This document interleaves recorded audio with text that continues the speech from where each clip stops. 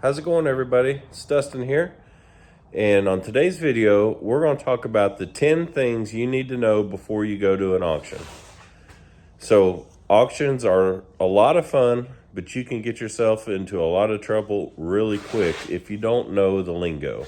And auctions have their own set of lingo, and just like when they're bidding and the auctioneer's rattling on, sometimes it can be hard to follow.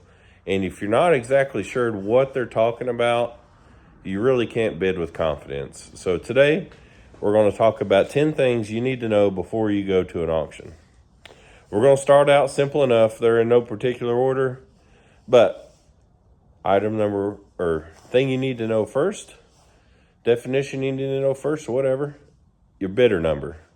So anytime you go to an auction, you've got to go to their office or whatever and register and get a bidder number. That usually requires your driver's license.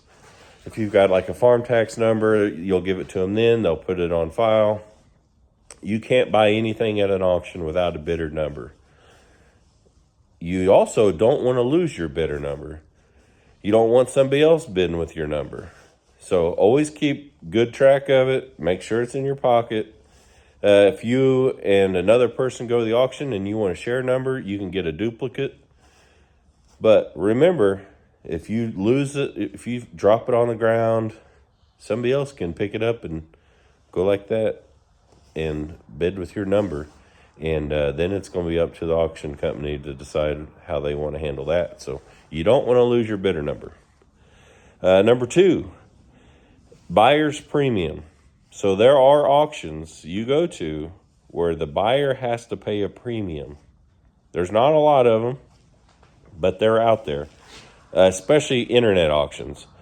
Almost all internet auctions have a buyer's premium. In-person auctions, it's a lot more rare, but it's something to be aware of and you need to ask about when you're getting your bidder number. Is there a buyer's premium?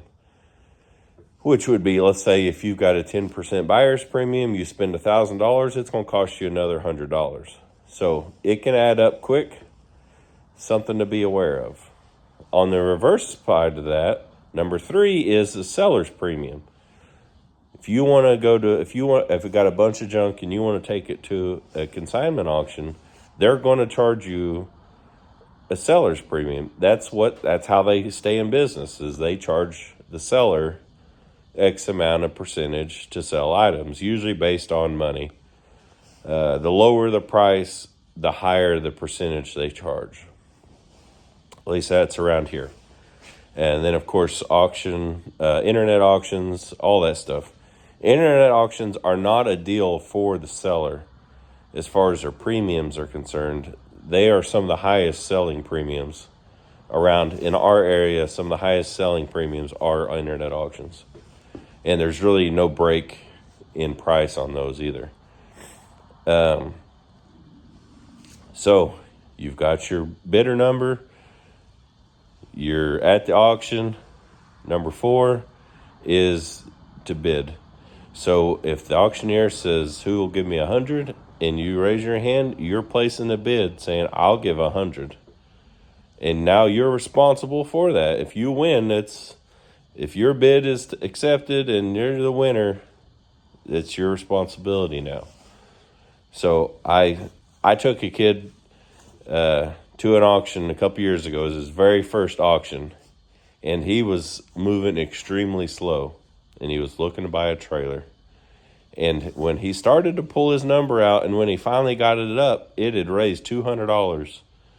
It had went from $100 to $300 by the time he got his number up, and they took his $300 bid when he thought he was bidding $100. So he ended up buying the trailer for $300 instead of the $100 he thought he was bidding. So you've got to really stay on your toes. So now you're in line, and they got a whole row of stuff here. And they step in, and they're going to sell these 50 items. So our next word is choice. And they'll say a buyer's choice. That means we're going to sell all this stuff. We're going to auction choice out of all this stuff. So you might have 10 people there, and you're bidding against them, and you have no clue what they want, and they have no clue what you want. And that's the way the auction companies like it. Because if you're just bidding on each particular item, there's no guessing game. And a lot of times in the choice, stuff will bring more money because you know what you want and you don't know what they want. So you're going to try to get what you want. And a lot of times you pay more than what you would have otherwise. But that's how the auction company makes their money. No big deal. Just something to be aware of. And always pay attention to what has already sold. I see this over and over and over and over and over and over and over again. Somebody will win and they'll be like, I want that box right there. And they're going to say, it's already sold. Well, then you have to pick something else that you probably didn't even want. Some auction companies will be nice and let you out of it, but they don't have to. At the end of the day, you're the one who wasn't paying attention. So always pay attention to what has sold and what hasn't sold. So that's buyer's choice. Okay, times the money. Same type of deal. Let's say there's a pallet of lumber and there's 20 boards on that pallet. They're not going to sell that most of the time by the stack. If they do, they're going to say it's by the stack. Just assume that it's each times the money. So if there's 20 of them and the bid goes up to $3, it's 20 times 3. So you're actually paying $60. A lot of times you see people who think, oh my gosh, I just got that whole pile of wood for $3. No, you didn't. You got it for $60. So always listen for, if it's choice times the money, how they're going to sell the items. And if you're not sure, just stop them and ask. Yeah, it might be a little embarrassing, but it's better than spending your money on,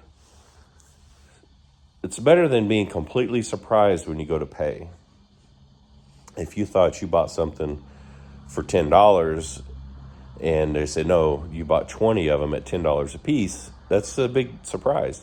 So always pay attention to that. Now, some of these are for like consignment auctions. But a lot of times when I go to the consignment auction and I say something didn't sell, people don't really understand why it didn't sell. Well, that's because it's got a reserve on it, which is our next word we're going after here. Most estate auctions don't have reserves on anything. But consignment auctions are auctions where people there might be 100 different people bring stuff into that auction and sell it. Well, if you bring a vehicle down there and there's only 20 people at the auction that day, let's say something weird happens and your vehicle that's worth $10,000 only bids up to $400, you don't want to sell it for that. So you'll have a reserve on it and you say, well, I'll take $7,500 and I'm not going to sell it for less than that. That's a reserve. So anytime at a consignment auction, if you'll notice in the videos when they say, they'll ask, is the owner here? And if the owner's not there, it's sold. If the owner's there, they'll say, do you want to sell it? Yes or no? And if they say no, well, then they charge them a PO fee for not selling, a no-sell fee, which varies from auction company to auction company, usually around 30, 40, 50 bucks. So you're not going to see that on the small items. If something for $50 doesn't sell, you're not going to pay a $40 no-sell fee on it. So that's other stuff to keep in mind. Okay, absolute auctions. So if you hear the auctioneer say this is an absolute auction, that means everything sells, period. No reserves on nothing. So if a $10,000 item brings $4, it's sold, period. The other day I got some stuff, the stuff I went to Wichita for. That was an internet auction that wasn't absolute. And that's the first time I ran into that. And that auction company was from the East Coast, and they had come to Kansas to do that auction. I've never ran into that here.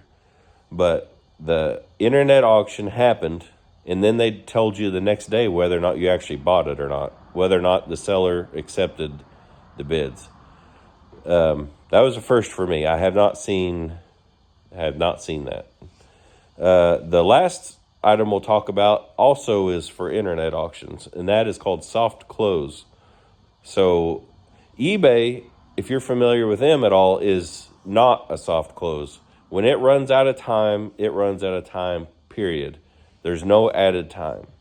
A soft close, if you have a bid in the last, most of them, it's around the last 3 minutes, it resets the time to 3 minutes. So if you wait till there's 5 seconds left in bid, on eBay, you just snuck in there and got it. On a soft close, they reset the timer to 3 minutes. And they will keep doing that until no one bids in the last 3 minutes. Then you win. It's not a big deal. I kind of like it better than eBay's deal. Which I get it for eBay. They would have stuff going on forever, and they would never be able to end an auction sometimes. But the stuff around here, if you can watch it, because eBay, somebody will sneak in there and snag something from you, and you've got no way to bid again because auction's over. That's why I do kind of like a soft close for internet stuff. So there's 10 things that I think are pretty important for a first-time auction goer to be aware of. And don't be afraid to ask questions at the auction. Just to make sure that, hey, is this what we're bidding on right here? And they'll say yes or no. And it's, now you know. You don't want to assume that what you're bidding on is this and it's not. I've seen that countless times. And auctions are too much fun to leave really irritated that you just spent money on something that you didn't want. So always pay attention. Ask questions. Most of these auction companies are super nice people. They're just doing a job, and it's a lot of fun. So get out to an auction, put these words to use. Maybe you'll sound like a pro when you go to their first auction. And if there's you auction veterans out there, if there's anything I forgot to mention to the new timers, drop it in a comment. Let me know. Let them know. That way, if somebody reads the comments, they'll be like, okay, yeah, I need to know that too. So thanks for watching. We're going to call that a video today. And if you haven't hit that like and subscribe button, please do. If you already have, I appreciate it. And I'm ready to get back to some more auctions. So hopefully it's spring. They're starting to really kick off around here. So hopefully we can hit some here pretty quick and put Old Man Winter behind us for a few months and get back at the auction scene. So catch you next time.